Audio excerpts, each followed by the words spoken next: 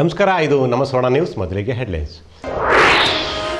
ಶಾಲಾ ಕಾಲೇಜು ವಿದ್ಯಾರ್ಥಿಗಳಿಗೆ ರಸಪ್ರಶ್ನೆ ಸ್ಪರ್ಧೆ ಆಯೋಜನೆ. ವಿದ್ಯಾರ್ಥಿಗಳು ಸಾಮಾನ್ಯ ಜ್ಞಾನ ಬೆಳೆಸಿಕೊಳ್ಳಲು ಜಿಲ್ಲಾಧಿಕಾರಿ ಕುಮಾರ ಸಲಹೆ. ಸಾಹಿತ್ಯ ಸಮ್ಮೇಳನ ಯಶಸ್ವಿಗೆ ಮೀರಾ ಶಿವಲಿಂಗಯ್ಯ ಮನವಿ. ವಕ್ಫ್ ವಿರುದ್ಧ ಮಂಡ್ಯದಲ್ಲಿ ಮುಂದುವರೆದ ಹೋರಾಟ. ಬಡವರ ಜಮೀನನ್ನು ಅತಿಕ್ರಮವಾಗಿ ಪಡೆಯುವ ಹುನ್ನಾರ. ರಾಜ್ಯಾದ್ಯಂತ ಹೋರಾಟದ ಎಚ್ಚರಿಕೆ. ಕರ್ನಾಟಕ ಸಂಘದಿಂದ ವಿವಿಧ ದತ್ತಿ ಪ್ರಶಸ್ತಿ ಹಾಗೂ ಪ್ರತಿಭಾ ಪುರಸ್ಕಾರ ಪ್ರದಾನ. ಪ್ರಶಸ್ತಿ ಸ್ವೀಕರಿಸಿದ ಹೈಕೋರ್ಟ್ ನಿವೃತ್ತ ನ್ಯಾಯಮೂರ್ತಿ ನಾಗಮೋಹನ್ ದಾಸ್ ಪ್ರಕರಣಗಳನ್ನು ಶೀಘ್ರ ಇತ್ಯರ್ಥಗೊಳಿಸಲು ಸಲಹೆ. ಕಿಡಿಗೇಡಿಗಳಿಂದ ಶಿವಕುಮಾರ ಸ್ವಾಮೀಜಿಗಳ ಪ್ರತಿಮೆ ವಿರೂಪ. ದುದ್ದ ಗ್ರಾಮದಲ್ಲಿ ಗ್ರಾಮಸ್ಥರಿಂದ ಪ್ರತಿಭಟನೆ. ಕಿಡಿಗೇಡಿಗಳ ಬಂಧನಕ್ಕೆ ಒತ್ತಾಯ. ಕಾರ್ತಿಕ ಮಾಸದ ಷಷ್ಠಿ ಹಿನ್ನೆಲೆ ಕೇರ್ಪೇಟೆ ವ್ಯಾಪ್ತಿಯಲ್ಲಿ ಸುಬ್ರಹ್ಮಣ್ಯ ಸ್ವಾಮಿಗೆ ವಿಶೇಷ ಪೂಜೆ. ಸಂಕಷ್ಟ ನಿವಾರಣೆಗೆ ದೇವರಲ್ಲಿ ಪ್ರಾರ್ಥನೆ. ಡಿಸೆಂಬರ್ 20, 21, 22ರಂದು 3 ದಿನಗಳ ಕಾಲ ಸಕ್ಕರ್ನಾಡು ಮಂಡ್ಯದಲ್ಲಿ ನಡೆಯಲಿರುವ 87ನೇ ಅಖಿಲ ಭಾರತ ಕನ್ನಡ ಸಾಹಿತ್ಯ ಸಮ್ಮೇಳನದ ಹಿನ್ನೆಲೆಯಲ್ಲಿ ಸಮ್ಮೇಳನದ ಈವೆಂಟ್ ಸಮಿತಿ ವತಿಯಿಂದ ಶಾಲಾ ಕಾಲೇಜು ವಿದ್ಯಾರ್ಥಿಗಳಿಗೆ ಆಯೋಜಿಸಿರುವ ರಸಪ್ರಶ್ನೆ ಸ್ಪರ್ಧೆಯ ಉದ್ಘಾಟನಾ ಸಮಾರಂಭವು ಮಂಡ್ಯದ ಕಾರ್ಮೆಲ್ ಕಾನ್ವೆಂಟ್ನ ಸಭಾಂಗಣದಲ್ಲಿ ನಡೆಯಿತು. ಇದೊಂದು ವಿಶಿಷ್ಟವಾದ ಕಾರ್ಯಕ್ರಮ ಅಂತಲೇ ಹೇಳ್ಬೋದು. ವಿಶೇಷವಾಗಿ ಸೋಮವಾರ ಜಿಲ್ಲೆಯಾದ್ಯಂತ ಇರುವಂಥ ಶಾಲಾ ಮಕ್ಕಳಿಗೆ ಪ್ರಥಮ ಹಂತವಾಗಿ ಈ ಒಂದು ಕಾರ್ಯಕ್ರಮವನ್ನು ರಸಪ್ರಶ್ನೆ ಸ್ಪರ್ಧೆಯನ್ನು ಆಯೋಜನೆ ಮಾಡಿರುವಂಥದ್ದು ಈವೆಂಟ್ ಸಮಿತಿ ವತಿಯಿಂದ. ಇದು ವಿಶೇಷ ಏನು ಅಂತಂದರೆ 87ನೇ ಸಾಹಿತ್ಯ ಸಮ್ಮೇಳನ ಆಗಿರೋದ್ರಿಂದ 87 ಕ್ವಶನ್ಸ್ಗಳನ್ನ ಕನ್ನಡ ಅಧ್ಯಾಪಕರಂಥ ಮಹೇಶ್ ಮತ್ತು ಅವ್ರ ಟೀಮು ಅದನ್ನು ಆಯೋಜನೆ ಮಾಡಿದೆ. 87 ಪ್ರಶ್ನೆ ಪತ್ರಿಕೆಗಳು.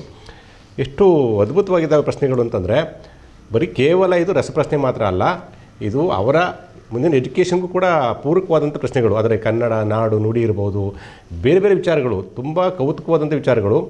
ಬಹುಶಃ ಅದು IAS IPS ಎಕ್ಸಾಮ್ಗಳು ಬರುವಂಥದ್ದು, ಆ ಥರದ ವಿಚಾರಗಳು, ತುಂಬ ಜನರಲ್ ನಾಲೆಡ್ಜ್ ಇರುವಂಥದ್ದು. ಭಾಳವಾಗಿ ಜನರಲ್ ನಾಲೆಡ್ಜ್ ಅಂತ ಯಾಕೆ ಬಳಸ್ತೀವಿ ಅಂತಂದರೆ ಇದನ್ನೇ ಜಿಲ್ಲಾಧಿಕಾರಿಗಳು ಒತ್ತಿ ಹೇಳಿದ್ದು ಸಾಮಾನ್ಯ ಜ್ಞಾನ ಅಂತ ಕರಿತೀವಿ. ಅದರ ಇಂಪ್ರೂವ್ಮೆಂಟ್ ಆಗಬೇಕಂದ್ರೆ ಬಹುಶಃ ಈ ಥರದ ಒಂದು ವಿಚಾರಗಳಿಗೆ ನಾವು ತೊಡಗಿಸ್ಕೋಬೇಕು ಅನ್ನುವಂಥದ್ದು. ನನ್ನ ಪ್ರಕಾರ ರಾಜ್ಯದಲ್ಲಿ ಎಲ್ಲಿ ಮಾಡಿದ್ರೆ ಗೊತ್ತಿಲ್ಲ.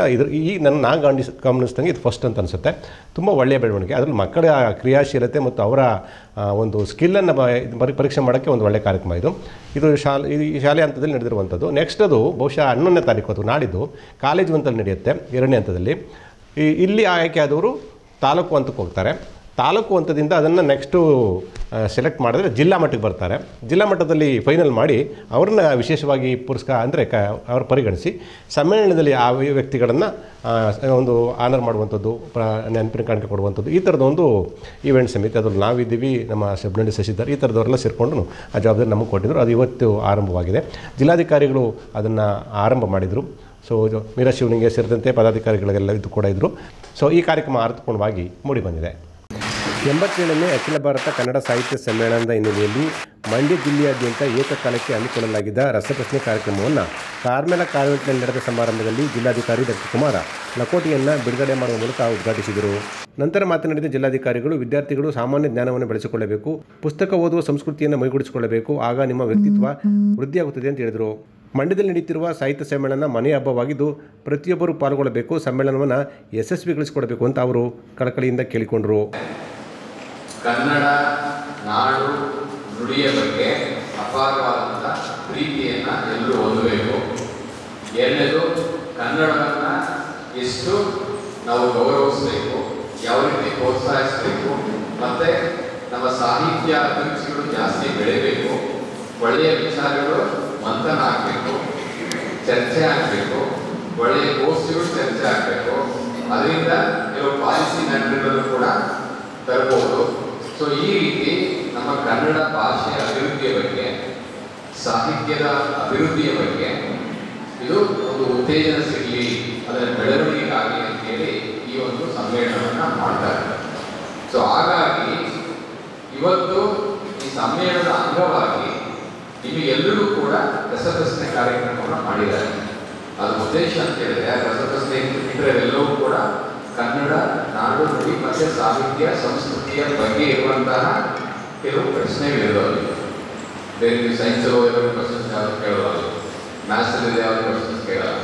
ಇದೆಲ್ಲವೂ ಕೂಡ ನಿಮಗೆ ಎಷ್ಟು ಜನರಲ್ ನಾಲೆಡ್ಜ್ ಇದೆ ಅಂತ ಹೇಳಿ ಹೌದಲ್ಲ, ಸಾಮಾನ್ಯ ಜ್ಞಾನ ಅಂತ ಕರೀತೇವೆ.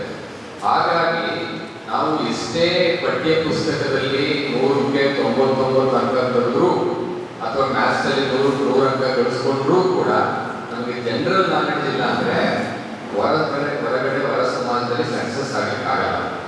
ನಾವು ಎಷ್ಟೇ ಪಠ್ಯ ಪುಸ್ತಕದ ಅಂಕ ಕಳಿಸ್ಕೋಬೇಕು, ಒಪ್ಕೋಣ, ಸಂತೋಷ, ನಿಮ್ಮದು ಎಲ್ಲ ಅದರ ಅಲ್ಟಿಮೇಟ್ ಆಗಿ ಜನರಲ್ ನಾಲೆಡ್ಜ್ ಏನು ಅಂತ ಹೇಳಿ, ಜನರಲ್ ನಾಲೆಡ್ಜನ್ನು ನಾವು ಕಲಿಬೇಕಂತ ಹೇಳಿದ್ರೆ ಅದೊಂದು ಆಸಕ್ತಿ, ಅದು ಮೋಟಿವೇಶನ್, ಅದ್ರ ಬಗ್ಗೆ ಇಂಟ್ರೆಸ್ಟ್ ಬಳಸ್ಕೋಬೇಕು ಮಕ್ಕಳೆಲ್ಲರೂ ಕೂಡ.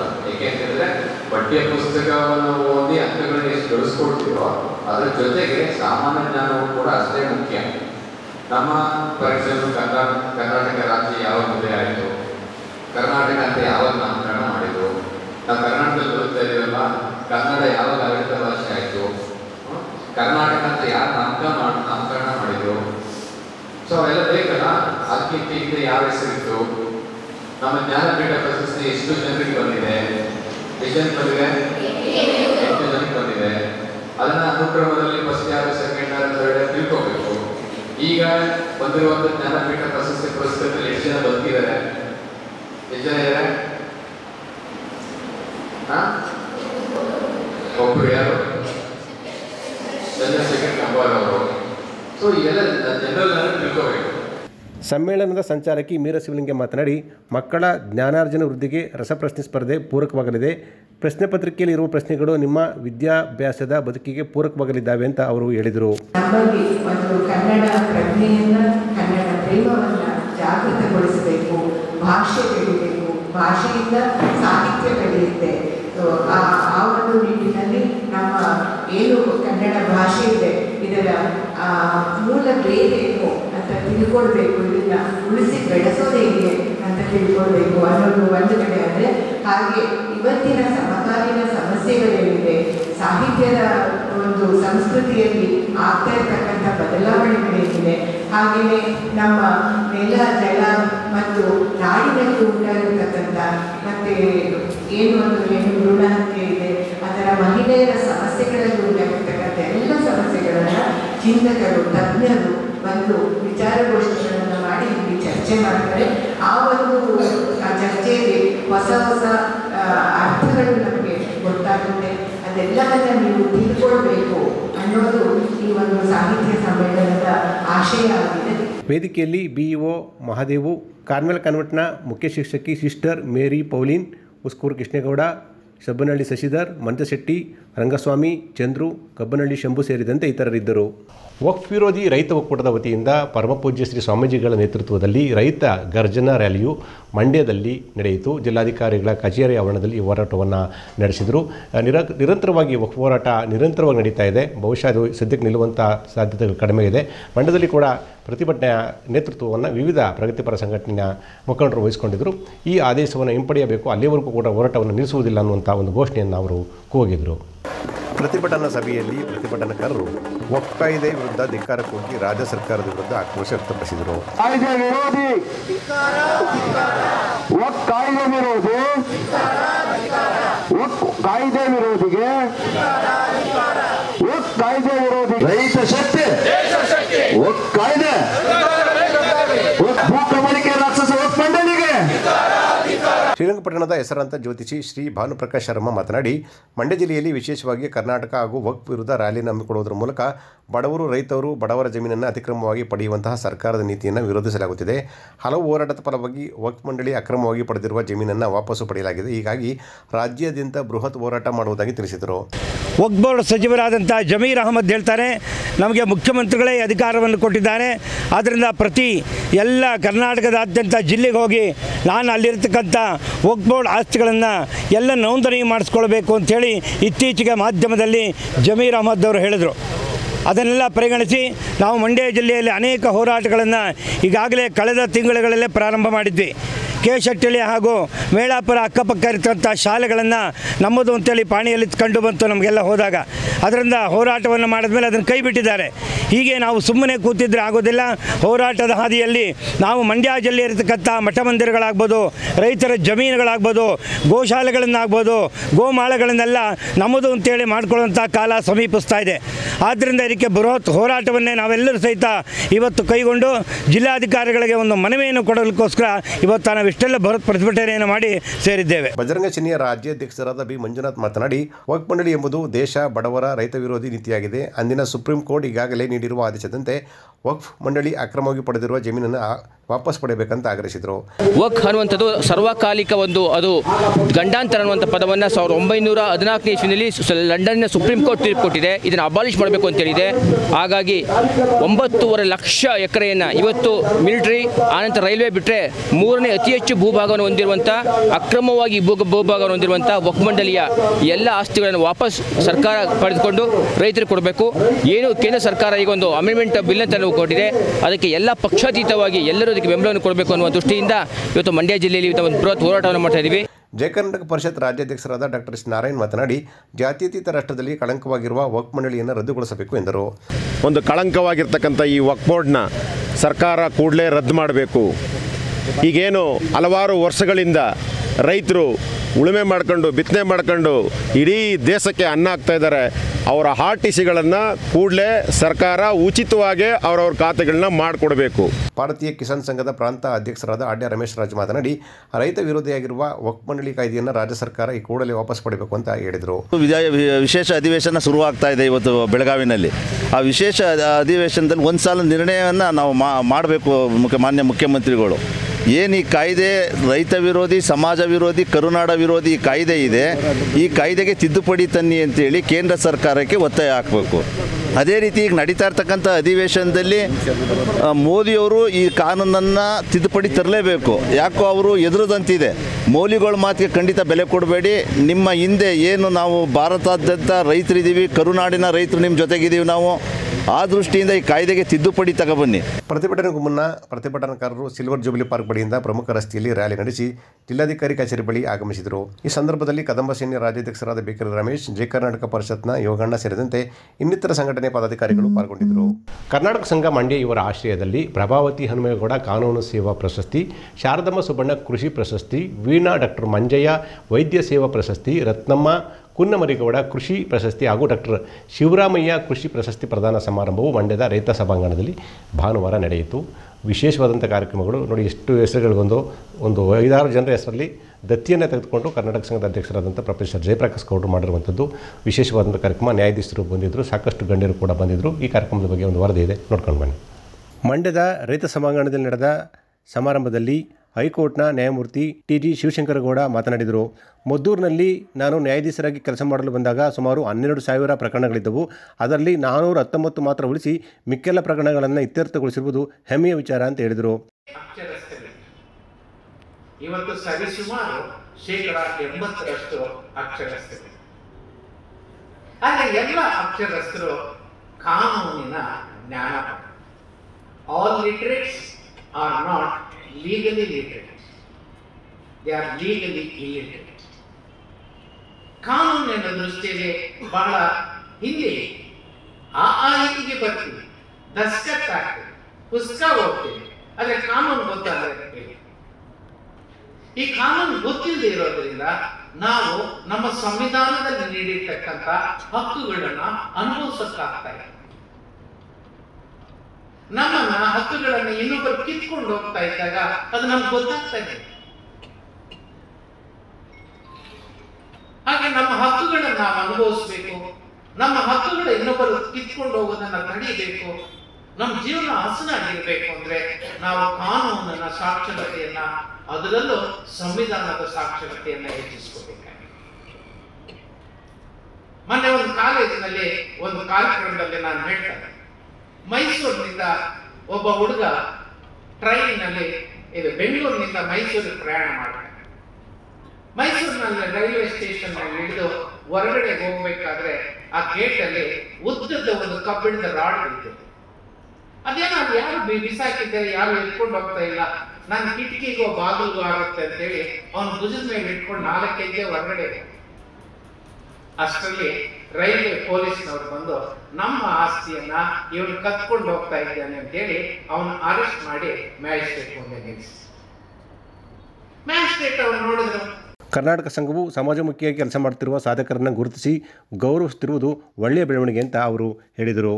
ಇದೇ ಸಂದರ್ಭದಲ್ಲಿ ಹೈಕೋರ್ಟ್ ನಿವೃತ್ತ ನ್ಯಾಯಮೂರ್ತಿ ಎಚ್.ಎನ್. ನಾಗಮೋಹನ್ ದಾಸ್ ರವರಿಗೆ ಪ್ರಭಾವತಿ ಹನುಮಗೌಡ ಕಾನೂನು ಸೇವಾ ಪ್ರಶಸ್ತಿ, ಶ್ರೀರಂಗಪಟ್ಟಣ ತಾಲೂಕಿನ ಗಂಜಂ ಗ್ರಾಮದ ಪ್ರಗತಿಪರ ಕೃಷಿಕ ಚಂದ್ರಶೇಖರ್ ಅವರಿಗೆ ಶಾರದಮ್ಮ ಎಂ.ಎಲ್. ಸುಬ್ಬಣ್ಣ ಕೃಷಿ ಪ್ರಶಸ್ತಿ, ಮಂಡ್ಯ ತಾಲೂಕಿನ ದೊಡ್ಡ ಬಾಣಸವಾಡಿ ಗ್ರಾಮದ ಆಯುಷ್ ಆಸ್ಪತ್ರೆಯ ವೈದ್ಯಾಧಿಕಾರಿ ಡಾಕ್ಟರ್ ಅಂಬಿಕರ್ ಅವರಿಗೆ ವೀಣಾ ಎಂ. ಮಂಚಯ್ಯ ವೈದ್ಯಕೀಯ ಪ್ರಶಸ್ತಿ, ಕನಕಪುರ ತಾಲೂಕಿನ ಪ್ರಗತಿಪರ ಕೃಷಿಕ ಬಿ.ಕೆ. ಪದ್ಮರ್ ಅವರಿಗೆ ರತ್ನಮ್ಮ ಕುನ್ನಮರಿಗೌಡ ಕೃಷಿ ಪ್ರಶಸ್ತಿ ಹಾಗೂ ಮದ್ದೂರು ತಾಲೂಕಿನ ಚಾಮನಹಳ್ಳಿ ಪ್ರಗತಿಪರ ಕೃಷಿಕ ಪ್ರೊಫೆಸರ್ ಎಂ.ಸಿ. ಬೋರೇಗೌಡ ಅವರಿಗೆ ಡಾಕ್ಟರ್ ಶಿವರಾಮಯ್ಯ ಕೃಷಿ ಪ್ರಶಸ್ತಿಯನ್ನು ನೀಡಿ ಗೌರವಿಸಲಾಯಿತು.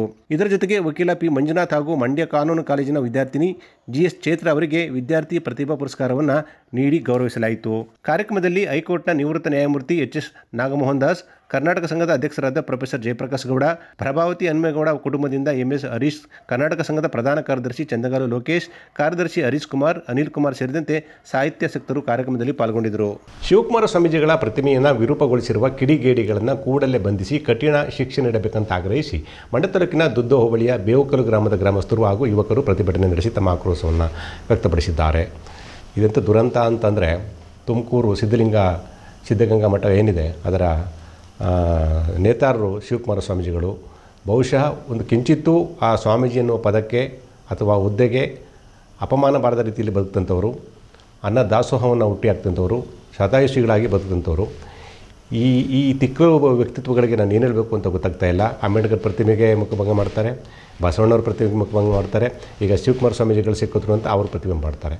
ಈ ಪ್ರತಿಮೆಗಳನ್ನ ವಿರೂಪ ಮಾಡೋದ್ರಿಂದ ಇವ್ರು ಸಿಗುವಂಥ ಇವ್ರದ್ದು ಉದ್ದೇಶವಾದ್ರೇನು ಅಂತ ನಮ್ಗೆ ಅರ್ಥ ಆಗೋದಿಲ್ಲ.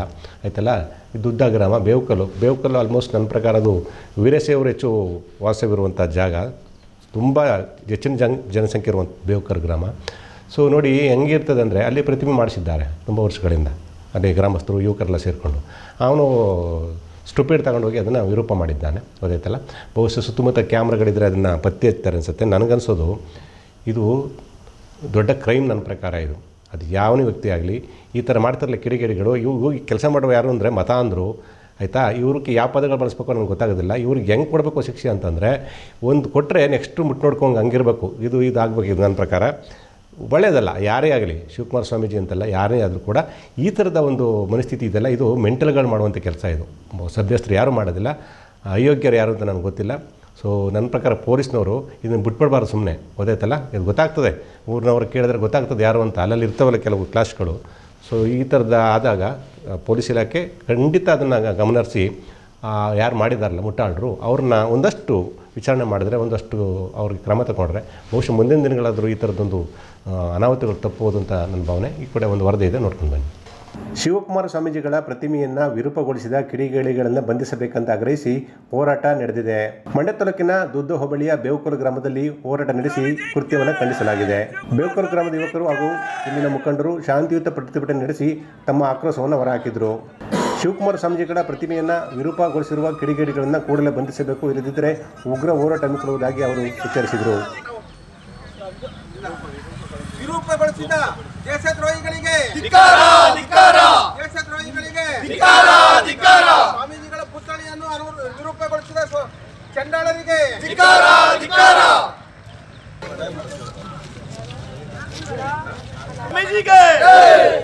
ಶಿವಕುಮಾರ ಸ್ವಾಮಿಗಳ ಪುತ್ಥಳಿಯನ್ನು ಅನಾವರಣ ಮಾಡಿದ ದೇಶದ್ರೋಹಿಗೆ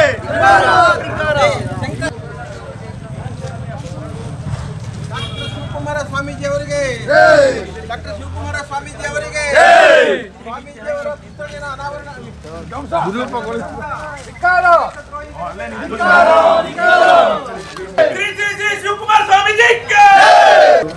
ಮತ್ತು ಪರಮ ಪೂಜ್ಯ ನಡೆದಾಡುವ ದೇವರು ಎಂದು ಖ್ಯಾತಿಯಾಗಿರುವ ಪುತ್ಥಳಿಯನ್ನು ಬೆಂಗಳೂರು ಗಿರಿನಗರದಲ್ಲಿ ವಿರೂಪಗೊಳಿಸಿದ್ದಾರೆ. ಅಂಥ ಭ್ರಷ್ಟರನ್ನು ಹುಡುಕಿ ಅವರಿಗೆ ಕಾನೂನು ಪ್ರಕಾರ ಶಿಕ್ಷೆಯನ್ನು ಕೊಡಿಸಬೇಕು ಅಂತ ನಮ್ಮ ಬೇವುಕಲು ಗ್ರಾಮದಲ್ಲಿ ಇಂದು ಉಗ್ರ ಪ್ರತಿಭಟನೆಯನ್ನು ಮಾಡಿದ್ದೇವೆ.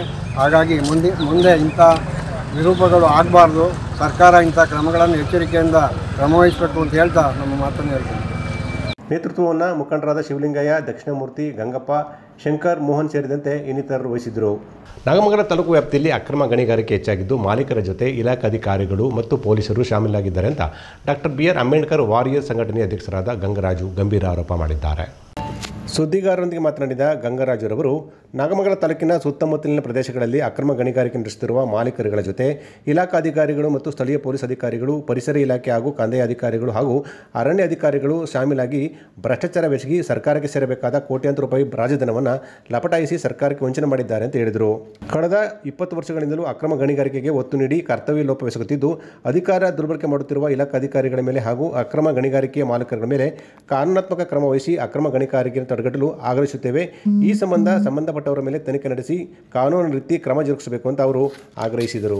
ಕೀಲಘಟ್ಟ ಸರ್ವೆ ನಂಬರ್ 105, ಹಾಗೆಯೇ ಸರ್ವೆ ನಂಬರು 2 ದೇವನಸೂರು ಆ ಎಲ್ಲಕ್ಕೆ ಸೇರಿದಂಥ ಎಲ್ಲ ಅಕ್ರಮ ಗಣಿಗಾರಿಕೆ ಅಲ್ಲಿ ಭಾಳ ಎಗ್ಗಿಲ್ಲದೆ ನಡೀತಾ ಇದೆ. ನಾವು ಸಾರ್ವಜನಿಕ ಹಿತಾಸಕ್ತಿಯ ಮೇರೆಗೆ ಒಂದು ಟೀಮ್ ಹೋಗಿದ್ವಿ. ಈ ವಿಚಾರವನ್ನು ಮೌಖಿಕವಾಗಿ ಬಂದು ನಾವು ಅಧಿಕಾರಿಗಳ ಹತ್ರ ಹೇಳಿದ್ವಿ, ಗಣಿ ಅಧಿಕಾರಿಗಳ ಹತ್ರ. ಅವರು ಸುಮ್ಮನೆ ಆಯಿತು ನಾವು ಸರಿಪಡಿಸ್ತೀವಿ ಅಂದರೆ ವಿನಃ ಯಾವುದೇ ಈವರೆಗೆ ಒಂದು ಕ್ರಮ ವಹಿಸಿಲ್ಲ. ಈ ಅಕ್ರಮ ಗಣಿಗಾರಿಕೆಯಿಂದ ಏನೆಲ್ಲ ಅನಾಹುತಗಳು ಜರುಗ್ತಾ ಇದ್ದಾವೆ ಅಂತಂತಂದರೆ, ರೈತರು ಕೃಷಿ ಮಾಡಲಿಕ್ಕೆ ಅಕ್ಕಪಕ್ಕದಲ್ಲಿ ಭಾಳ ತೊಂದರೆ ಆಗ್ತಾಯಿದೆ. ಅಲ್ಲಿಯ ಶಬ್ದ ಮಾಲಿನ್ಯ ಆಗ್ತಾಯಿದೆ, ಪರಿಸರ ನಾಶ ಆಗ್ತಾಯಿದೆ, ಜಾನುವಾರುಗಳಿಗೆ ತೊಂದರೆ ಆಗ್ತಾಯಿದೆ. ಮತ್ತು ಅಕ್ಕಪಕ್ಕದ ಎಲ್ಲೆಯಲ್ಲಿ ಬರ್ತಕ್ಕಂಥ ಗ್ರಾಮಸ್ಥರಿಗೆ ಮನೆಗಳು ಬಿರುಕು ಬಿಡ್ತಾ ಇದ್ದಾವೆ. ಈ ಎಲ್ಲ ಅನಾಹುತಗಳಿಂದ ಗೊತ್ತಾಗಿದ್ರೂ ಕೂಡ ಸಂಬಂಧಪಟ್ಟ ಇಲಾಖೆ ಕಣ್ಣು ಮುಚ್ಕೊಂಡು ಕುಳಿತಿದೆ. ಇನ್ನೊಂದು ಆಶ್ಚರ್ಯ ಏನು ಗೊತ್ತಾ, ಉಸ್ತುವಾರಿಯವರ ತವರು ಕ್ಷೇತ್ರ ನಾಗಮಂಗಲ, ಅಲ್ಲಿಯೂ ಕೂಡ ಹೆಚ್ಚಿಗೆ ಈ ಅಕ್ರಮ ಗಣಿಗಾರಿಕೆ ನಡೀತಾ ಇರೋದು ವಿಷಾದನೀಯ. ಇದು ಸಾಮಾನ್ಯವಾಗಿ ಉಸ್ತುವಾರಿ ಸಚಿವರಿಗೆ ಗೊತ್ತಿದ್ದೋ ಇಲ್ವೋ ಏನೋ ಗೊತ್ತಿಲ್ಲ. ಈಗಲಾದರೂ ಗೊತ್ತಾದರೆ ಮುಂದೆ ಏನು ಕ್ರಮ ಜರುಗಿಸ್ತಾರೆ ಅಂತ ನಾವು ನೀವೆಲ್ಲ ಕಾದು ನೋಡಬೇಕಾಗಿದೆ. ಗೋಷ್ಠಿಯಲ್ಲಿ ಜೆ ರಾಮಯ್ಯ, ನರಸಿಂಹಮೂರ್ತಿ, ಅಮ್ಜದ್ ಪಾಷಾ, ಲೋಕೇಶ್, ವೇಣುಗೋಪಾಲ ಸ್ವಾಮಿ, ಅನಿಲ್ ಕುಮಾರ್ ಉಪಸ್ಥಿತರಿದ್ದರು. ಕಾರ್ತಿಕ ಮಾಸದ ವಿಶೇಷ ದಿನವಾದ ಷಷ್ಠಿಯ ಅಂಗವಾಗಿ ಕೇರ್ಪೇಟೆ ತಾಲೂಕಿನ ವಿವಿಧ ಗ್ರಾಮಗಳಲ್ಲಿರುವ ಸುಬ್ರಹ್ಮಣ್ಯ ಸ್ವಾಮಿಗೆ ವಿಶೇಷ ಪೂಜಾ ಪುರಸ್ಕಾರಗಳು, ಅಭಿಷೇಕ ಮತ್ತು ಅನ್ನ ಸಂತರ್ಪಣಾ ಕಾರ್ಯಕ್ರಮ ಅರ್ಥಪೂರ್ಣವಾಗಿ ನಡೆದಿದೆ. ಸಮಾರಂಭಕ್ಕೆ ಸಾವಿರಾರು ಭಕ್ತರು ಪಾಲ್ಗೊಂಡಿದ್ದಾರೆ. ಕೇರ್ಪೇಟೆ ತಾಲೂಕಿನ ಬೂಕನಕೆರೆ ಹೋಬಳಿ ಬೆಳ್ಳೆಕೆರೆ ಗ್ರಾಮ ಪಂಚಾಯಿತಿ ವ್ಯಾಪ್ತಿಯ ಕೇಂದ್ರ ಸ್ಥಾನ ಪ್ರಾಥಮಿಕ ಆರೋಗ್ಯ ಕೇಂದ್ರದ ಮುಂಭಾಗವಿರುವ ಸುಬ್ರಹ್ಮಣ್ಯ ದೇವಾಲಯ, ಪಟ್ಟಣದ ಸಾರ್ವಜನಿಕ ಆಸ್ಪತ್ರೆ ಮುಂಭಾಗದಲ್ಲಿರುವ ನಾಗಪ್ಪನ ದೇವಸ್ಥಾನ, ಚಟ್ಟಂಗೆರೆ ಗ್ರಾಮದ ಹೊರವಲಯದ ಹೇಮಾವತಿ ಜಲಾಶಯ ಯೋಜನೆಯ ಕಾಲುವೆ ಪಕ್ಕದಲ್ಲಿರುವ ಸುಬ್ರಹ್ಮಣ್ಯ ಸ್ವಾಮಿ ದೇವಾಲಯ ಮತ್ತು ಬೂಕನಕೆರೆ ಹೋಬಳಿಯ ಗಡಿ ಭಾಗವಾದ ಡಿಂಕಾ ಸಾಯಪನಹಳ್ಳಿ ಗ್ರಾಮದ ಬಳಿ ಇರುವ ಸುಬ್ರಹ್ಮಣ್ಯ ಸ್ವಾಮಿ ದೇವಾಲಯಗಳಲ್ಲಿ ಭಕ್ತರ ದಂಡೆ ನೆರೆದಿತ್ತು. ಸಾರಥಿಯ ಸಾಲು ನಿಂತು ಭಕ್ತರು ಸುಬ್ರಹ್ಮಣ್ಯ ಸ್ವಾಮಿ ದರ್ಶನ ಮಾಡಿ ದೇವರ ಕೃಪೆಗೆ ಪಾತ್ರರಾದರು. ಮುಂಜಾನೆಯಿಂದಲೇ ಸಾವಿರಾರು ಭಕ್ತರು ಆಗಮಿಸಿ ಸ್ವಾಮಿಯ ದರ್ಶನ ಪಡೆದು ಪ್ರಸಾದ ಸ್ವೀಕರಿಸಿ ಧನ್ಯರಾದರು. ಮಹಿಳೆಯರು, ಹೆಣ್ಣುಮಕ್ಕಳು ಹುತ್ತಕ್ಕೆ ಹಾಲನ್ನು ಹಾಕಿ ನಾಗಪ್ಪನಿಗೆ ತನಿಯರೆದರು. ಡಿಂಕಾ ಸಾಯಪ್ಪನಹಳ್ಳಿ ಗ್ರಾಮದಲ್ಲಿ ಬಳಿಯಿರುವ ಸುಬ್ರಹ್ಮಣ್ಯ ಸ್ವಾಮಿ ದೇವಾಲಯದಲ್ಲಿ ಪ್ರಧಾನ ಅರ್ಚಕರಾದ ಶಶಿಧರ ಸ್ವಾಮಿ ಹಾಗೂ ಬಾಲ್ಯನಹಳ್ಳಿ ಮಂಜುನಾಥ್ ಅವರ ನೇತೃತ್ವದಲ್ಲಿ ಪೂಜಾ ಕೈಂಕರ್ಯಗಳು ಜರುಗಿದವು. ಷಷ್ಠಿ ಹಬ್ಬದ ಪೂಜೆಯ ಅಂಗವಾಗಿ ಭಾರೀ ಜನಜಾತ್ರೆ ನೆರೆದಿತ್ತು. ಷಷ್ಠಿ ಪೂಜೆಯನ್ನು, ಸುಬ್ರಹ್ಮಣ್ಯ ಸ್ವಾಮಿಯ ಭಕ್ತಿ ಪೂಜೆಯನ್ನು ನೆರವೇರಿಸಿಕೊಂಡು ಬರ್ತಾ ಇದ್ದೀವಿ. ಜೊತೆಗೆ ಈ ಸಂದರ್ಭದಲ್ಲಿ ಸಾಮೂಹಿಕವಾಗಿ ಅನ್ನ ಸಂತರ್ಪಣೆ ಕಾರ್ಯಕ್ರಮವನ್ನು ಏರ್ಪಡಿಸಿಕೊಂಡಿರ್ತೀವಿ. ಜೊತೆಗೆ ಇಲ್ಲಿ ಸುತ್ತಮುತ್ತಲ ಎಲ್ಲ ಗ್ರಾಮದ ಮುಖಂಡರುಗಳು, ಗ್ರಾಮಸ್ಥರುಗಳು ಈ ಷಷ್ಠಿ ಪೂಜೆಗೆ ಮದ್ದೂರು ಪಟ್ಟಣದಲ್ಲಿ association of alliance club international ವತಿಯಿಂದ ವಕೀಲರ ದಿನಾಚರಣೆ ಮತ್ತು ಜಿಲ್ಲಾ ಮಟ್ಟದ ವಕೀಲ ಶ್ರೇಷ್ಠ ಪ್ರಶಸ್ತಿ ಪ್ರದಾನ ಸಮಾರಂಭ ಇತ್ತೀಚೆಗೆ ನಡೆದಿದೆ. ಮದ್ದೂರು ಪಟ್ಟಣದಲ್ಲಿ association of alliance club international ವತಿಯಿಂದ ವಕೀಲರ ದಿನಾಚರಣೆ ಮತ್ತು ಜಿಲ್ಲಾ ಮಟ್ಟದ ವಕೀಲ ಶ್ರೇಷ್ಠ ಪ್ರಶಸ್ತಿ ಪ್ರದಾನ ಸಮಾರಂಭ ನಡೆಯಿತು. ಕರ್ನಾಟಕ ರಾಜ್ಯ ಉಚ್ಚ ನ್ಯಾಯಾಲಯದ ನ್ಯಾಯಮೂರ್ತಿ ಶ್ಯಾಮ್ ಪ್ರಸಾದ್ ರವರು ಜ್ಯೋತಿ ಬೆಳಗಿಸುವ ಮೂಲಕ ಕಾರ್ಯಕ್ರಮ ಉದ್ಘಾಟಿಸಿದರು. ನಂತರ ಮಾತನಾಡಿದವರು, ನಾವು ನ್ಯಾಯಾಂಗ ವ್ಯವಸ್ಥೆಯನ್ನು ಗೌರವಿಸಬೇಕು. ಪ್ರತಿಯೊಬ್ಬ ಕಕ್ಷಿದಾರರು ವಕೀಲರಿಗೆ ಗೌರವಿಸುವಂಥ ತೀರ್ಪುಗಳು ಇನ್ನೂ ಹೆಚ್ಚಾಗಿ ಬರಬೇಕು ಅಂತ ಅವರು ಹೇಳಿದರು. ಕರ್ನಾಟಕ ಉಚ್ಚ ನ್ಯಾಯಾಲಯದ ನ್ಯಾಯಮೂರ್ತಿ ಟಿ.ಜಿ. ಶಿವಶಂಕರಗೌಡ ಮಾತನಾಡಿ, ವಕೀಲ ವೃತ್ತಿ ನಡೆದು ಬಂದ ದಾರಿ ಮತ್ತು ತಾಂತ್ರಿಕತೆಯ ಅವಶ್ಯಕತೆ ಒಂದು ಅವಲೋಕನದ ಬಗ್ಗೆ ಮಾತನಾಡಿ, ವಕೀಲ ವೃತ್ತಿ ಶ್ರೇಷ್ಠ ವೃತ್ತಿ ಅಂತ ಹೇಳಿದರು. ಅಂದಿನ ಹೆಸರಾಂತ ವಕೀಲರಾದ ಪಿ. ನಾಗಪ್ಪನವರ ಬಳಿ ವಕೀಲ ವೃತ್ತಿಯನ್ನು ಪ್ರಾರಂಭಿಸಿ ಪ್ರಾವೀಣ್ಯತೆಯನ್ನು ಪಡೆದು ದಿನಾಂಕ 1/8/1980 ಮುನ್ಸಿಫ್ ನ್ಯಾಯಾಧೀಶರಾಗಿ ನೇಮಕಗೊಂಡು ಚಿತ್ರದುರ್ಗ ನ್ಯಾಯಾಲಯದಲ್ಲಿ ಸೇವೆ ಸಲ್ಲಿಸಿದ ಸಂದರ್ಭದಲ್ಲಿ ತಮ್ಮ ಗುರುಗಳಾದ ಪಿ. ನಾಗಪ್ಪನವರ ಅಕಾಲಿಕ ಮರಣದಿಂದಾಗಿ ನ್ಯಾಯಾಧೀಶ ಹುದ್ದೆಗೆ ರಾಜೀನಾಮೆ ನೀಡಿ 1982ರಿಂದ ಪುನಃ ವಕೀಲ ವೃತ್ತಿಯನ್ನು ಆರಂಭ ಮಾಡಿರುತ್ತಾರೆ.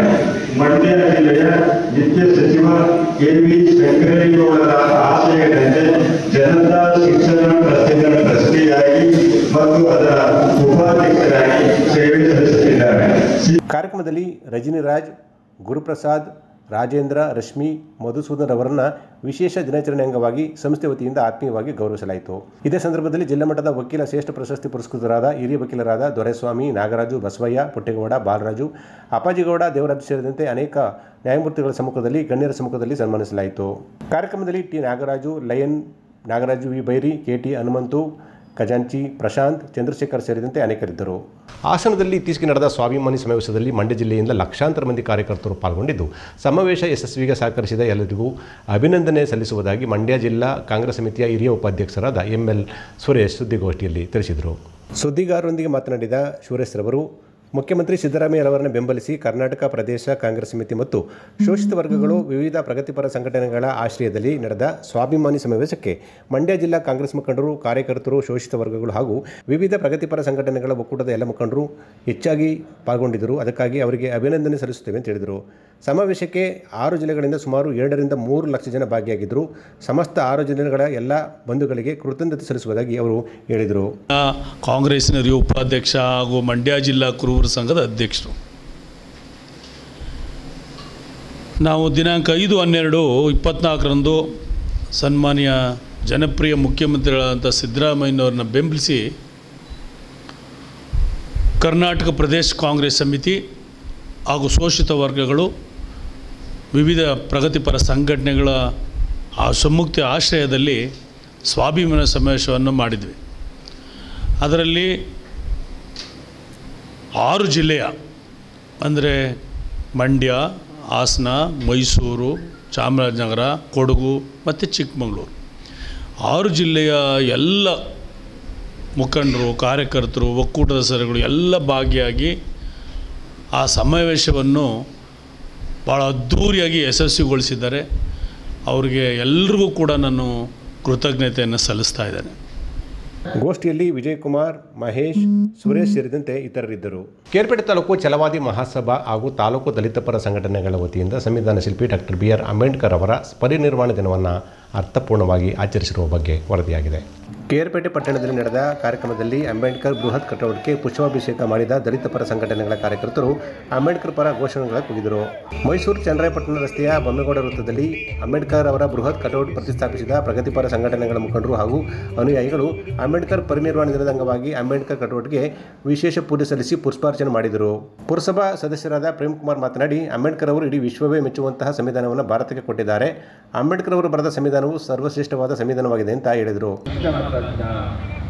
ಏನೆಲ್ಲ ಬಿರುದು ಕೊಟ್ಟರು ಸಾಲದಲ್ಲ, ಅಷ್ಟೊಂದು ಬಿರುದಂತಹ ಕೊಡುವಂತಹ ಮಹಾನ್ ಪ್ರಪಂಚದಲ್ಲಿ ಯಾರು ಇದ್ದರೆ ಬಾಬಾ ಸಾಹೇಬ್ ಅಂಬೇಡ್ಕರ್. ಇವತ್ತು ವಿಶ್ವಜ್ಞಾನಿ ಅಂತ ಅಮೆರಿಕ ಇರ್ಬೋದು, ಲಂಡನ್ ಇರ್ಬೋದು, ಚೈನಾ ಇರ್ಬೋದು, ಪ್ರಪಂಚದ ಯಾವುದೇ ದೇಶದಲ್ಲೂ ಕೂಡ ಅಂಬೇಡ್ಕರ್ ಪುಸ್ತಕ ಇದೆ, ಅವ್ರ ಗೌರವ ಕೊಡ್ತಾ ಇದ್ದಾರೆ.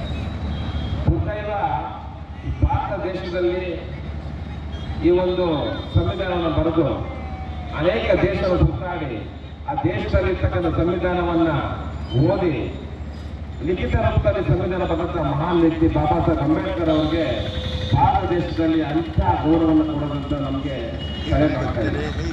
ದಲಿತ ಒಕ್ಕೂಟದ ಅಧ್ಯಕ್ಷರಾದ ರಾಜಯ್ಯ ಮಾತನಾಡಿ, ಇಡೀ ಪ್ರಪಂಚದಲ್ಲಿ ಅಂಬೇಡ್ಕರ್ ಅವರಷ್ಟು ಡಿಗ್ರಿಗಳನ್ನು ಪಡೆದವರು ಯಾರೂ ಇಲ್ಲ. ಇದರಿಂದಾಗಿ ಅಂಬೇಡ್ಕರ್ ಅವರಿಗೆ ಇಡೀ ಪ್ರಪಂಚವೇ ಗೌರವ ಕೊಡ್ತಿದೆ ಅಂತ ತಿಳಿಸಿದರು. ತಾಲೂಕು ಛಲವಾದಿ ಮಹಾಸಭಾ ಅಧ್ಯಕ್ಷರಾದ ನಟರಾಜ್ ಕೂಡ ಮಾತನಾಡಿದರು. ಕೆಳವರ್ಗದಲ್ಲಿ ಬದುಕ್ತಕ್ಕಂಥ ಹಲವಾರು ಜನರಿಗೆ ಸವಲತ್ತುಗಳನ್ನು ಕೊಡುವುದರ ಮುಖಾಂತರ ದೇಶದಲ್ಲಿ ಈ ಅಸ್ಪೃಶ್ಯತೆ ಮತ್ತು ಬಡತನ ಇವುಗಳನ್ನು ಹೋಗಲಾಡಿಸಲಿಕ್ಕೆ ಹಲವಾರು ನಿರ್ದೇಶನಗಳನ್ನು ಕೊಡೋದ್ರ ಮುಖಾಂತರ ಸರ್ಕಾರವನ್ನು ಸರಿಯಾದ ದಾರಿಯಲ್ಲಿ ತಗೊಂಡೋಗೋದಕ್ಕೆ ನಿರ್ದೇಶನವನ್ನು ಕೊಟ್ಟಂತಹ ಮಹಾನ್ ಚೇತನ ಅಂಬೇಡ್ಕರ್. ಕಾರ್ಯಕ್ರಮದಲ್ಲಿ ಛಲವಾದಿ ಮಹಾಸಭಾದ ಅಧ್ಯಕ್ಷರಾದ ನಟರಾಜು, ಸೋಮಸುಂದರ್, ಶಂಕರ್, ಸಂತೋಷ್, ಮಾಂಬಳಿ, ಜಯರಾಮ್, ಕುಮಾರ್ ಸೇರಿದಂತೆ ಅನೇಕರು ಪಾಲ್ಗೊಂಡಿದ್ದರು. ರಾಜ್ಯದ ಸಿವಿಲ್ ಕಾಮಗಾರಿಗಳ ಪೈಕಿ ಹಿಂದುಳಿದ ವರ್ಗಗಳ ಪ್ರವರ್ಗ 1 ಮತ್ತು ಪ್ರವರ್ಗ 2ಗಳಿಗೆ 1 ಕೋಟಿವರೆಗಿನ ಕಾಮಗಾರಿಗಳ ಮೀಸಲಾತಿಯನ್ನು ನೀಡಿರುವ ಮುಖ್ಯಮಂತ್ರಿ ಸಿದ್ದರಾಮಯ್ಯ ಅವರಿಗೆ ಅಭಿನಂದನೆ ಸಲ್ಲಿಸುವುದಾಗಿ ರಾಜ್ಯ ಹಿಂದುಳಿದ ವರ್ಗಗಳ ಗುತ್ತಿಗೆದಾರರ ಸಂಘದ ಖಜಾಂಚಿ ಎಂ.ಬಿ. ಶಿವಣ್ಣ ತಿಳಿಸಿದ್ದಾರೆ. ಸುದ್ದಿಗಾರರೊಂದಿಗೆ ಮಾತನಾಡಿದ ಎಂ.ಬಿ. ಶಿವಣ್ಣ ಅವರು, ಹಿಂದುಳಿದ ವರ್ಗಕ್ಕೆ ಮೀಸಲಾತಿ ದೊರಕಿಸಲು ಸಹಕಾರ ನೀಡಿದ ಎಲ್ಲ ಇಲಾಖೆಗಳ ಸಚಿವರುಗಳು, ಶಾಸಕರು ಹಾಗೂ ವಿಧಾನ ಪರಿಷತ್ ಸದಸ್ಯರಿಗೆ ಸಂಘದ ಪರವಾಗಿ ವಂದನೆ ಸಲ್ಲಿಸಿದರು. BCM 1 ಹಿಂದುಳಿದ ವರ್ಗ ಪ್ರಾವರ್ಗ 1 ಹಾಗೂ ಪ್ರಾವರ್ಗ 2Aಗೆ ಸಿವಿಲ್ ಎಲ್ಲ ಕಾಮಗಾರಿಗಳಲ್ಲೂ 1 ಕೋಟಿವರೆಗೆ ಮೀಸಲಾತಿ ಕಲ್ಪಿಸಿಕೊಟ್ಟಿರುವುದಕ್ಕೆ ಸನ್ಮಾನ್ಯ ಮುಖ್ಯಮಂತ್ರಿಗಳು ಕರ್ನಾಟಕ ಸರ್ಕಾರಕ್ಕೆ ಅಭಿನಂದನೆಗಳನ್ನು ಸಲ್ಲಿಸ್ತಾ ಇದ್ದೀವಿ. ಎಲ್ಲ ಇಲಾಖೆಗಳ ಟೆಂಡರ್ ಹಾಗೂ ಕಾಮಗಾರಿಗಳ ಪೈಕಿ ಹಿಂದುಳಿದ ವರ್ಗಗಳಿಗೆ ಮೀಸಲಾತಿ ನೀಡಿದ್ದು ಪ್ರವರ್ಗ 1ಕ್ಕೆ ಶೇಕಡ 4% ಮತ್ತು ಪ್ರವರ್ಗ ಶೇಕಡ 15% ಮೀಸಲಾತಿ ವರ್ಗೀಕರಿಸಲಾಗಿದೆ ಅಂತ ಹೇಳಿದರು. ಸರ್ಕಾರ ಮೀಸಲಾತಿ ನೀಡಿರುವುದು ಸ್ವಾಗತಾರ್ಹ. ಆದರೆ 1 ಕೋಟಿವರೆಗಿನ ಕಾಮಗಾರಿಗೆ ಮೀಸಲಾತಿ ನೀಡಿದ್ದು ಪ್ಯಾಕೇಜ್ ವ್ಯವಸ್ಥೆಯಲ್ಲಿ ಕಾಮಗಾರಿಗಳ ಟೆಂಡರ್ ಕರೆದರೆ ಸಾಮಾನ್ಯ ಹಂತದ ಗುತ್ತಿಗೆದಾರರಿಗೆ ಕಾಮಗಾರಿಗಳು ದೊರೆಯದಂತಾಗಲಿದ್ದು ಹಿಂದುಳಿದ ವರ್ಗದ ಸಾಮಾನ್ಯ ಹಂತದ ಗುತ್ತಿಗೆದಾರರಿಗೂ ಕಾಮಗಾರಿಗಳು ದೊರಕಿಸುವ ನಿಟ್ಟಿನಲ್ಲಿ ಮೀಸಲಾತಿ ನೀಡಬೇಕು ಅಂತ ಮನವಿ ಮಾಡಿದರು. 1 ಕೋಟಿವರೆಗೆ ಈಗ ಹಾಲಿ ಈಗಿನ ಆರ್ಡ್ರ್ ಆಗಿರೋ ಕಾನೂನು ಪ್ರಕಾರ 1 ಕೋಟಿವರೆಗೆ ಮೀಸಲು ಕೊಟ್ಟಿದ್ದಾರೆ. ಇದನ್ನು ದಯಮಾಡಿ ನಾವು ಮನವಿ ಮಾಡ್ತಾ ಇರೋದು ಸರ್ಕಾರಕ್ಕೆ 2 ಕೋಟಿವರೆಗೆ ನಮಗೆ ಕಾಮಗಾರಿನ ಮೀಸಲು ಮಾಡಿಕೊಡಿ ಅಂತ ಒಂದು ಮನವಿಯನ್ನು ಮಾಡ್ತಾ ಇದ್ದೀವಿ ಸರ್ಕಾರಕ್ಕೆ. ಬೆಳಗಾವಿ ಅಧಿಸನಿಗೆ ಸ್ವಲ್ಪ ಅವರಿಗೆ ಮನವಿ ಬೇಡಿಕೆಯನ್ನು ಇಡ್ತಾ ಇದ್ದೀವಿ. 2 ಕೋಟಿವರೆಗೆ ಕಾಮಗಾರಿಗಳನ್ನು ಮೀಸಲಲ್ಲಿ ಇಟ್ಕೊಡಿ ಅಂತ ಮನವಿ ಮಾಡ್ತಾ ಇದ್ದೀವಿ. ಹಾಗೂ ಇನ್ನೊಂದು ನಮ್ಮ ಜಿಲ್ಲಾಧಿಕಾರಿಗಳು, ಇಡೀ ಕರ್ನಾಟಕದಲ್ಲಿ ಜಿಲ್ಲಾಧಿಕಾರಿಗಳು ಮತ್ತು ಮುಖ್ಯ ಕಾರ್ಯನಿರ್ವಾಹಕ ಜಿಲ್ಲಾ ಪಂಚಾಯತ್ ಮುಖ್ಯ ಕಾರ್ಯನಿರ್ವಾಹಕಾರಿಗಳು, ಎಕ್ಸಿಕ್ಯೂಟಿವ್ ಇಂಜಿನಿಯರ್ಗಳು ದಯಮಾಡಿ ಕೆಲವು ಕಾನೂನನ್ನ ಈ ಕೆಲವುದರಲ್ಲಿ ಹಾಲಿ ಟೆಂಡರ್ ಕರೆದಿದ್ದಾರೆ, ರಿಸರ್ವ್ ಕೊಟ್ಟಿದ್ದಾರೆ, ಕೆಲವು ಡಿಪಾರ್ಟ್ಮೆಂಟಲ್ಲಿ ಕರೆದಿದ್ದಾರೆ, ಕೊಡಲಿಲ್ಲ. ಅದಕ್ಕೆ ತಾವು ದೊಡ್ಡ ಅಧಿಕಾರಿಗಳು ಮಾರ್ಗದರ್ಶನ ಕೊಟ್ಟವ್ರಿಗೆ, ಎಕ್ಸಿಕ್ಯೂಟಿವ್ ಇಂಜಿನಿಯರ್ಗೆ ಎಲ್ಲ ಒಂದೇ ಕಾನೂನು ರೀತಿಯಲ್ಲಿ ಕೆಲವು ಡಿಪಾರ್ಟ್ಮೆಂಟ್ ಹಾಲಿ ಆಗೋಗಿದೆ. ನಮಗೆ ಕೆಲವು ನಮ್ಮ ಮಂಡ್ಯದಲ್ಲಿ ಕೊಟ್ಟಿಲ್ಲ, ಕೆಲವು PRD ಅವರು ಕೆಲವರು ಈಗ ಹಾಲಿ ಟೆಂಡರ್ ಕರೆದಿದ್ದಾರೆ. ಇದನ್ನು ಸರಿಪಡಿಸಿ ಮುಂದೆ ದಿನ ಅನ್ಯಾಯ ಆಗದಂತೆ ನಾವು ಮಾಡಬೇಕು ಅಂತ ನಮ್ಮದು ಒಂದು ಮನವಿ ಅಧಿಕಾರಿಗಳಿಗೆ. ಗೋಷ್ಠಿಯಲ್ಲಿ ತಾಲೂಕು ಪಂಚಾಯಿತಿ ಮಾಜಿ ಸದಸ್ಯ ಭರತೇಶ್, ಯೋಗೇಶ್ ಉಪಸ್ಥಿತರಿದ್ದರು. ಮಂಡ್ಯದ ಗುತ್ತೂಲು ಬಳಿ ಕನ್ನಡ ರಾಜ್ಯೋತ್ಸವ ಹಾಗೂ ಅಖಿಲ ಭಾರತ ಕನ್ನಡ ಸಾಹಿತ್ಯ ಸಮ್ಮೇಳನದ ಅಂಗವಾಗಿ ಕನ್ನಡ ಕಂಪು ಕಾರ್ಯಕ್ರಮ ಮತ್ತು ಸಾಧಕರಿಗೆ ಸನ್ಮಾನ ಸಮಾರಂಭ ಇತ್ತೀಚೆಗೆ ನಡೆದಿದೆ. ಮಂಡ್ಯದ ಗುತ್ತೂಲು ಬಳಿ ನಡೆದ ಕನ್ನಡ ರಾಜ್ಯೋತ್ಸವ ಕಾರ್ಯಕ್ರಮವನ್ನು ಹಿರಿಯ ಸಾಹಿತಿಗಳಾದ ತೈಲೂರು ವೆಂಕಟಕೃಷ್ಣ ಉದ್ಘಾಟಿಸಿದರು.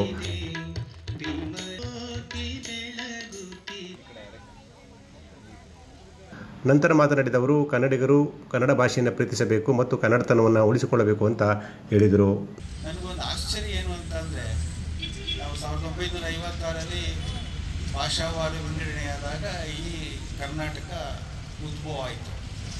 ಲೆಕ್ಕ ಹಾಕೊಂಡ್ರೆ ನಮ್ಗೆ ಇನ್ನೂ ಭಾಳಷ್ಟು ಪ್ರದೇಶ ಬರಬೇಕಾಗಿತ್ತು. ವಿಜಯನಗರ ಕಾಲದಲ್ಲಿ ನಾವು ತಗೊಂಡಾಗ ತಮಿಳ್ನಾಡಲ್ಲೇ ಹೆಚ್ಚು ಕಮ್ಮಿ ನಮ್ಮ ಕನ್ನಡ ಪ್ರದೇಶವೇ ಇತ್ತು.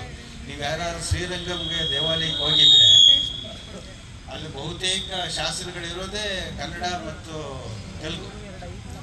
ಒಂದು ಕಾಲದಲ್ಲಿ ಸೇಲಂ ಕನ್ನಡ ಅಂತ ಒಂದು ವಿಭಾಗ ಇತ್ತು, ಮಧುರೈ ಕನ್ನಡ ಅಂತ ಒಂದು ವಿಭಾಗ ಇತ್ತು, ಹೀಗೆ ಅಲ್ಲಲ್ಲೇ ಕೊಯಮತ್ತೂರು ಕನ್ನಡ ಅಂತ ವಿಭಾಗ ಇತ್ತು. ಈಗ ಕೊಯಮತ್ತೂರಲ್ಲಿ ಸ್ವಲ್ಪ ಕನ್ನಡ ಇದೆ ಅಂತ ಕೇಳಿದ್ದೀನಿ, ಕೃಷ್ಣಗಿರಿಯಲ್ಲಿ ಸ್ವಲ್ಪ ಕನ್ನಡ ಇದೆ. ಹೀಗಾಗಿ ಕನ್ನಡ ಪ್ರದೇಶ ಬಹಳ ವಿಶಾಲವಾಗಿತ್ತು. ಈಗ ಸದ್ಯಕ್ಕೆ ನಾವು ಮಕ್ಕಳಿಗೆ ಭೂಪಟದಲ್ಲಿ ಹೇಳ್ತೀವಲ್ಲ, ಬಾದಾಮಿ ಆಕಾರದಲ್ಲಿದೆ ನೋಡಿ ಬಾವುಟ ಅಂತ. ಅಲ್ಲ, ಈಗ ಮ್ಯಾಪು ನೋಡಲ್ವಲ್ಲ, ಭೂಪಟನೂ ನೋಡ್ತಾ ಇಲ್ಲ, ಎಲ್ಲ ಈಗ ಮೊಬೈಲ್ಗಳಲ್ಲೇ ನೋಡ್ಕೊಳ್ಳೋದು. ಆದ್ದರಿಂದ ಭೂಪಟ ನೋಡುವಾಗ ನಮಗೊಂದೊಂದು ಬಾದಾಮಿ ಆಕಾರದಲ್ಲಿದೆ ಅಂತ ನಾವು ಮಕ್ಕಳಿಗೆ ನಮಗೂ ಉಪಾಧ್ಯಾಯರು ಅದನ್ನೇ ಹೇಳಿದ್ದಾರೆ. ನಾವು ಅದನ್ನು ಇವತ್ತಿನ ಮಕ್ಕಳು ನಾವು ಹೇಳಬೇಕಾಗಿದೆ ಅಷ್ಟೇ.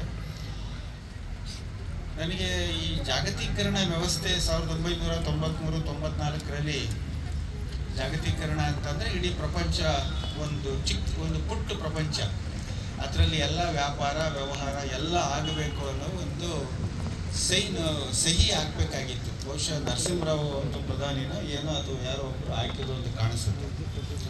ಆಗ ಒಂದು ಇಡೀ ದೇಶದಲ್ಲಿ ಒಂದು 10 ಜನ ವಿರೋಧ ಮಾಡಿದ್ರು. ಸಾಹಿತಿಗಳಾದ ರೋಷನ್ ಚೋಪ್ರಾ ಅವರು ಭುವನೇಶ್ವರಿಗೆ ಪುಷ್ಪಾರ್ಚನೆ ನೆರವೇರಿಸಿದರು. ಇದೇ ಸಂದರ್ಭದಲ್ಲಿ ಪ್ರೇರಣಾ ಟ್ರಸ್ಟ್ನ ರವಿಕುಮಾರ್, ಸಮರ ಸೇವಕರಾದ ಪ್ರೇಮ ಮರಿಗೌಡ, ಟೇಬಲ್ ಟೆನ್ನಿಸ್ ಕ್ರೀಡಾಪಟು ಚೇತನ ಹಾಗೂ 10ನೇ ತರಗತಿಯಲ್ಲಿ 124 ಅಂಕ ಗಳಿಸಿದ ಮಮತಾರವರನ್ನು ಆತ್ಮೀಯವಾಗಿ ಗೌರವಿಸಲಾಯಿತು. ರಂಗೋಲಿ ಸ್ಪರ್ಧೆಯಲ್ಲಿ ಪ್ರಥಮ ಬಹುಮಾನ ಪಡೆದ ಮಮತಾ ಬಸವರಾಜು, ದ್ವಿತೀಯ ಬಹುಮಾನ ಪಡೆದ ಪೂಜ್ಯಶ್ರೀ ಹಾಗೂ ತೃತೀಯ ಬಹುಮಾನ ಪಡೆದ ಲಕ್ಷ್ಮಿ ಸೇರಿದಂತೆ ಇತರರಿಗೆ ಬಹುಮಾನ ವಿತರಿಸಲಾಯಿತು. ಕಾರ್ಯಕ್ರಮದಲ್ಲಿ ಸಂಘಟನೆಯ ರಾಜ್ಯಾಧ್ಯಕ್ಷರಾದ ಡಾಕ್ಟರ್ ಎಸ್ ನಾರಾಯಣ್, ಸುನಂದ ಜಯರಾಮ್, ಬಸವರಾಜು, ಸುಶೀಲಮ್ಮ, ಕೆಂಪೇಗೌಡ ಸೇರಿದಂತೆ ಇನ್ನಿತರರು ಪಾಲ್ಗೊಂಡಿದ್ದರು. ಕೊನೆಯಲ್ಲಿ ಮತ್ತೊಮ್ಮೆ ಹೆಡ್ಲೈನ್ಸ್. ಶಾಲಾ ಕಾಲೇಜು ವಿದ್ಯಾರ್ಥಿಗಳಿಗೆ ರಸಪ್ರಶ್ನೆ ಸ್ಪರ್ಧೆ ಆಯೋಜನೆ. ವಿದ್ಯಾರ್ಥಿಗಳು ಸಾಮಾನ್ಯ ಜ್ಞಾನ ಬೆಳೆಸಿಕೊಳ್ಳಲು ಜಿಲ್ಲಾಧಿಕಾರಿ ಕುಮಾರ ಸಲಹೆ. ಸಾಹಿತ್ಯ ಸಮ್ಮೇಳನ ಯಶಸ್ವಿಗೆ ಮೀರಾ ಶಿವಲಿಂಗಯ್ಯ ಮನವಿ. ವಕ್ಫ್ ವಿರುದ್ಧ ಮಂಡ್ಯದಲ್ಲಿ ಮುಂದುವರೆದ ಹೋರಾಟ. ಬಡವರ ಜಮೀನನ್ನು ಅತಿಕ್ರಮವಾಗಿ ಪಡೆಯುವ ಹುನ್ನಾರ. ರಾಜ್ಯಾದ್ಯಂತ ಹೋರಾಟದ ಎಚ್ಚರಿಕೆ. ಕರ್ನಾಟಕ ಸಂಘದಿಂದ ವಿವಿಧ ದತ್ತಿ ಪ್ರಶಸ್ತಿ ಹಾಗೂ ಪ್ರತಿಭಾ ಪುರಸ್ಕಾರ ಪ್ರದಾನ. ಪ್ರಶಸ್ತಿ ಸ್ವೀಕರಿಸಿದ ಹೈಕೋರ್ಟ್ ನಿವೃತ್ತ ನ್ಯಾಯಮೂರ್ತಿ ನಾಗಮೋಹನ್ ದಾಸ್. ಪ್ರಕರಣಗಳನ್ನು ಶೀಘ್ರ ಇತ್ಯರ್ಥಗೊಳಿಸಲು ಸಲಹೆ. ಕಿಡಿಗೇಡಿಗಳಿಂದ ಶಿವಕುಮಾರ ಸ್ವಾಮೀಜಿಗಳ ಪ್ರತಿಮೆ ವಿರೂಪ. ದುದ್ದ ಗ್ರಾಮದಲ್ಲಿ ಗ್ರಾಮಸ್ಥರಿಂದ ಪ್ರತಿಭಟನೆ. ಕಿಡಿಗೇಡಿಗಳ ಬಂಧನಕ್ಕೆ ಒತ್ತಾಯ. ಕಾರ್ತಿಕ ಮಾಸದ ಷಷ್ಠಿ ಹಿನ್ನೆಲೆ ಕೇರ್ಪೇಟೆ ವ್ಯಾಪ್ತಿಯಲ್ಲಿ ಸುಬ್ರಹ್ಮಣ್ಯ ಸ್ವಾಮಿಗೆ ವಿಶೇಷ ಪೂಜೆ, ಸಂಕಷ್ಟ ನಿವಾರಣೆಗೆ ದೇವರಲ್ಲಿ ಪ್ರಾರ್ಥನೆ. ಇದಿಷ್ಟು ಇವತ್ತಿನ ಪ್ರಮುಖ ಸುದ್ದಿಗಳು. ಇದು ನಮ್ಮ ಸ್ವರ್ಣ ಟಿವಿ ಬಾಂಧವ್ಯಗಳ ಬೆಸುಗೆ. ನಮಸ್ಕಾರ.